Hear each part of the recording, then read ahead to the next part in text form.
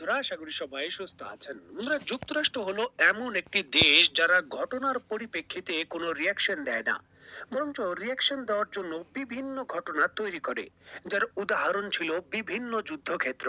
পুরো পৃথিবীতে গণতন্ত্রের ধারক বাহক জনক এবং রক্ষক হিসাবে যুক্তরাষ্ট্র দ্বিতীয় বিশ্বযুদ্ধের পর থেকেই নিজেকে দাবি করে আসছিল, যেখানে 1960-এর দশকে কমিউনিস্ট থিওরিও ব্যাপক ভিত্তিতে জনপ্রিয়তা পায়। হুমকি হিসাবে দেখে ভিয়েতনামে হামলা করে কমিউনিস্ট শাসন ব্যবস্থা গুড়িয়ে দেওয়ার জন্য পরিকল্পনা করে যুক্তরাষ্ট্র। উপযুক্ত কারণ ছিল না, যার জন্য দক্ষিণ চীন সাগরে নিজের জাহাজে নিজে আক্রমণ করেই ভিয়েতনামে 1964 সালে এই অজুহাত দিয়েই সরাসরি আক্রমণ করে যুক্তরাষ্ট্র।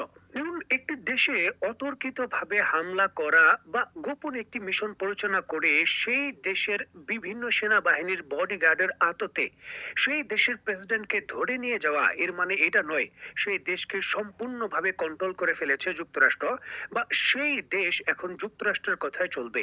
এর উৎকৃষ্ট উদাহরণ হলো ভিয়েতনামের যুদ্ধ।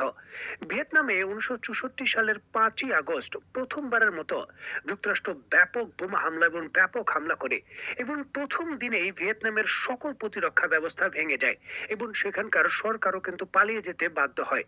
তবে 1964 সালে হামলা করলেও যুক্তরাষ্ট্র সাথে সাথে সেই দেশে প্রবেশ করতে পারেনি। 1965 সালের 4 নভেম্বর বিভিন্ন ধরনের বহু যুদ্ধ কাট পেরিয়ে তারপর যুক্তরাষ্ট্র প্রবেশ করে। দীর্ঘ প্রায় 7 মাস সময় লেগেছিল ভিয়েতনামে প্রবেশ করতে। আর একবার ভিয়েতনামে প্রবেশ করার পর দীর্ঘ 20 বছর লেগেছিল সেই ভিয়েতনামের যুদ্ধ থেকে বেরিয়ে আসতে যুক্তরাষ্ট্রের। এবং দীর্ঘ 20 বছরের যুদ্ধে ভিয়েতনামে যুক্তরাষ্ট্রের অন্তত পক্ষে 58,000 সেনা নিহত হয়েছিল এবং $1 ট্রিলিয়ন খরচ হয়েছিল। স্ক্রিনে নিশ্চয়ই আপনারা দেখতে পাচ্ছেন, যুক্তরাষ্ট্রের প্রতিরক্ষা মন্ত্রী গতকালকে ঘোষণা দিয়েছেন যে ভেনেজুয়েলায় পূর্ণ মাত্রার যে হামলা, সেটা যে কোনো মুহূর্তে শুরু করতে পারে যুক্তরাষ্ট্র।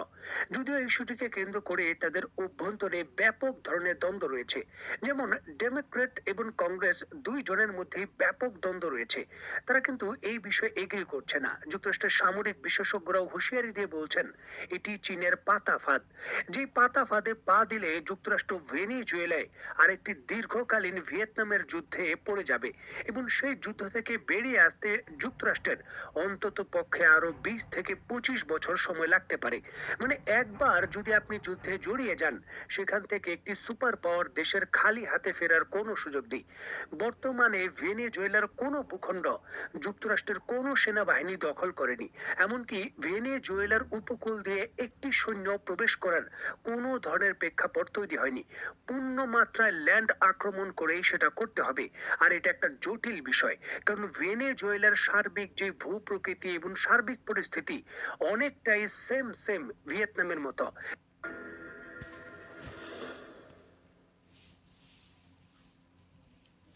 দেখুন, একটি দেশের ভেতর যখন অভ্যন্তরীণ নিরাপত্তা বাহিনীর সদস্যরাই বেইমানি করে, তখন যে কোনো শক্তি নয়, একটি দুর্বল শক্তিকেও মোকাবেলা করা কঠিন।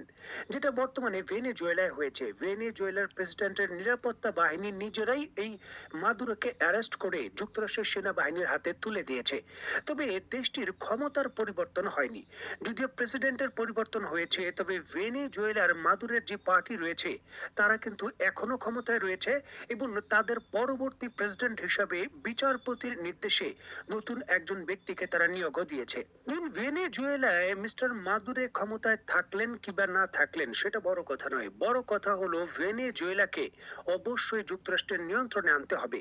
আর নিয়ন্ত্রণে না আনতে পারলে ভেনেজুয়েলার বিশাল পরিমাণের তেলের সম্পদ এবং তাদের যে গোল্ডের সম্পদ রয়েছে তারা সেটা নিতে পারবে না। অবশ্যই শাসন ব্যবস্থায় নিয়ন্ত্রণ আনতে হবে, কন্ট্রোল আনতে হবে। তারপরই তারা বিশাল আকৃতির বড় বড় তেলের কূপ খনন করে তেল নিয়ে যেতে পারবে।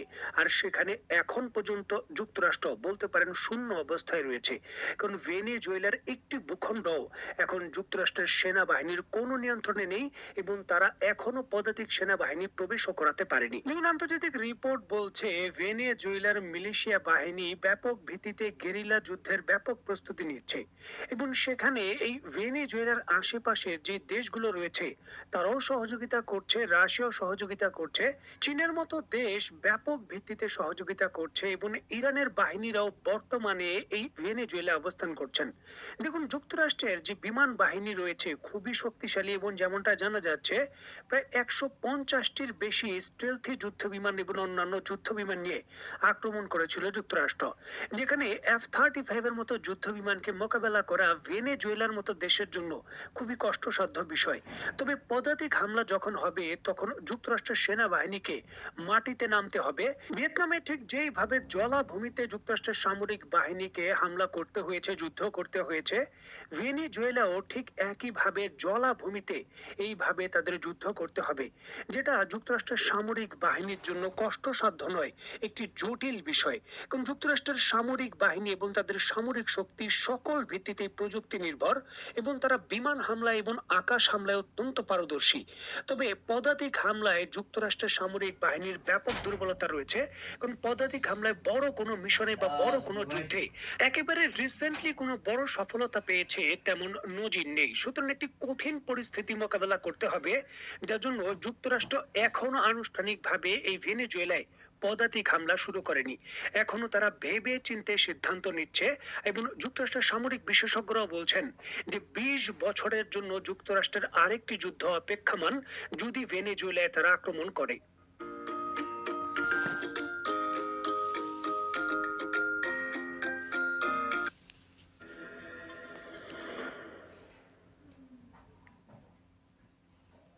দেখুন, যুক্তরাষ্ট্র এতদিন রাশিয়া এবং চীনকে বিভিন্ন পরিকল্পিত পাতা ফাঁদে পা দিয়ে বিভিন্ন যুদ্ধক্ষেত্রে তারা ফাঁসিয়ে দিতে চেয়েছে।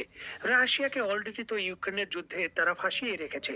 দেখুন, এই ধরনের একই সুযোগ বর্তমানে এই রাশিয়া এবং চীনের কাছে এসেছে, যুক্তরাষ্ট্রকেও একটি দীর্ঘমেয়াদী যুদ্ধে ফাঁসিয়ে দেওয়া। দেখুন, সুযোগ বারবার আসে না, এটাই উত্তম সুযোগ। গত 50 বছরে বড় সুযোগ যুক্তরাষ্ট্রকে বড় আঞ্চলিক যুদ্ধে ফাঁসিয়ে দেওয়া, কারণ যুক্তরাষ্ট্রের আশেপাশের মহাদেশে বা তার ভূখণ্ডের কাছে বড় কোনো যুদ্ধ গত দ্বিতীয় বিশ্বযুদ্ধের পর থেকে সংগঠিত হয়নি।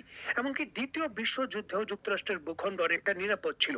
সুতরাং ভেনেজুয়েলা এই যুদ্ধে যুক্তরাষ্ট্রের জড়িয়ে যাওয়া বলতে পারেন অনেকটাই আশীর্বাদের মতো রাশিয়া এবং চীনের জন্য। আর রাশিয়ার জন্য এক্ষেত্রে বাধ্যবাধকতাও রয়েছে।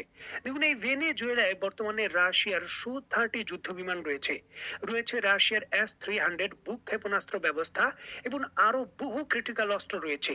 চীনেরও একটি রাডার সিস্টেম রয়েছে এই ভেনেজুয়েলায়।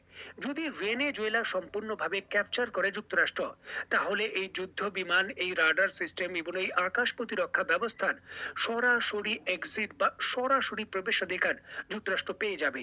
রিভার্স ইঞ্জিনিয়ারিং এর মাধ্যমে এই যুক্তরাষ্ট্র সরাসরি রাশিয়ার আকাশ প্রতিরক্ষা ব্যবস্থা, তাদের যুদ্ধ বিমান, এমনকি চীনের রাডার সিস্টেমের জন্য বিপজ্জনক পরিস্থিতি তৈরি করতে পারে। সুতরাং এই দুইটি দেশের বাধ্যবাধকতাও রয়েছে ভেনেজুয়েলার মিলিশিয়া বাহিনীদের সরাসরি সহযোগিতা করার, যেটা তারা নিজেকে রক্ষা করার জন্য করবে। সুতরাং অত সহজে ভেনেজুয়েলা দখল করে যুক্তরাষ্ট্র তার উচ্চ বিলাসী প্রকল্প বাস্তবায়ন করবে, সেটা সামরিক বিশেষজ্ঞরাও কিন্তু মানতে নারাজ। একটি দীর্ঘ পথ পাড়ি দিতে হবে এবং একটি বড় যুদ্ধ যুক্তরাষ্ট্রের করতে হবে। এখন দেখার বিষয় বিশেষজ্ঞদের এই ভবিষ্যৎবাণী এবং বাস্তবতা কতটুকু পূরণ হয়। তো বন্ধুরা, আজকের মতো বিদায়। নতুন কোনো ভিডিও নিয়ে আবার দেখা হবে। সে পর্যন্ত সবাই ভালো থাকবেন, সুস্থ থাকবেন এবং বাংলাদেশকে ভালোবাসবেন।